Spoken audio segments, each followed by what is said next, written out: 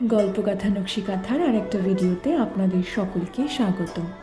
এইদিকে রুটি করছি, এদিকে ট্রলি দেখাচ্ছি, বুঝতে পারছেন না তো কি ব্যাপার। আসলে এখন সন্ধ্যাবেলা আমার ট্রেন বাড়ি যাব, আর এবারের বাড়ি যাওয়ার কারণটা একদম আলাদা। আর এরকম মনে হয় প্রথমবারই হচ্ছে, মনে হয় না প্রথমবারই। দেখতে দেখতে একটা বছর কেটে গেল। লাস্ট আমার সাথে কথা হয়েছিল 5th এপ্রিল। এখনও আমার মনে হয় যে ফোনে কথা হচ্ছে না, কিন্তু আছে কোথাও। মায়ের সাথে যেরকম রোজ কথা হয় নিয়ম করে, বাবার সাথে আমার সেরকম রোজ কথা হতো না। মাঝে মধ্যে বাবা ফোন করতো, মাঝে মধ্যে আমি ফোন করতাম, তবে সপ্তাহে 2-3 বার তো কথা হয়েই যেত। আসলে মায়ের সাথে যখন কথা বলতাম, পাশ থেকে বা পেছন থেকে বাবা সমানে কথা বলতেই থাকতো। ও হ্যাঁ, আমি যে কারণে বাড়ি যাচ্ছি সেটা হলো বাবার বাৎসরিক কাজ। আমরা দুজনে যেহেতু একই স্কুলে কাজ করি, আর এই সময় স্কুলে বেশ চাপ থাকে, সেই জন্য দুজনে একসাথে ছুটিটা পাইনি। চৌমও এসেছে আমাকে ট্রেনে তুলে দিতে। ট্রেন ছাড়ার সময় তাই মনটা খারাপই লাগছে।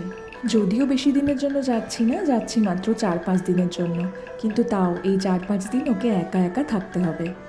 ট্রেনে একা ট্রাভেল করাটা খুবই বোরিং, কিন্তু এই যে প্রকৃতির খেলা, এত সুন্দর বাইরে ক্ষেত দেখতে দেখতে আমার সময় কেটে গেল। আমি একা একা বসে তো সারাক্ষণ বাইরের দিকেই চেয়ে বসেছিলাম।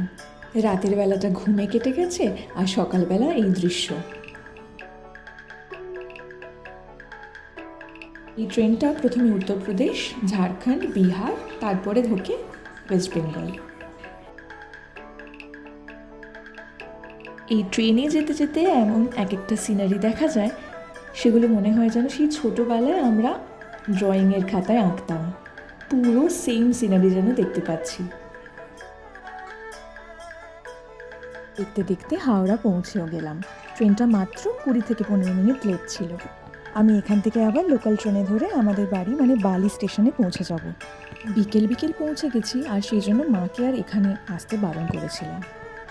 মাকে বলেছিলাম তুমি বালি স্টেশনেই দাঁড়িয়ে যাও, মা ওখানেই ওয়েট করছে।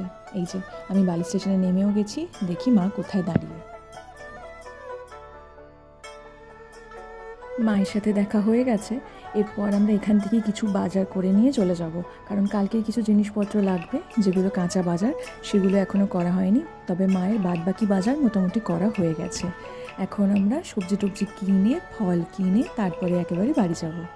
এখানে কিন্তু এখন আমাদের আলিগড়ের থেকে বেশি গরম, আর এখানে মেনলি গরমটা বোঝা যায় কারণ এখানে খুব ঘাম হয়, যেটা আলিগড়ে হয় না। ওখানে খুব শুষ্ক ওয়েদার। সব হয়ে গেছে আর আমরা বাড়িও পৌঁছে গেছি। এখন এই ফ্ল্যাটটা যেন কীরকম একটা অদ্ভুত হয়ে গেছে, কোনো যেন চার্ম নেই। কী যে ভেতরটা লাগে সেটা বলে বোঝাতে পারবো না।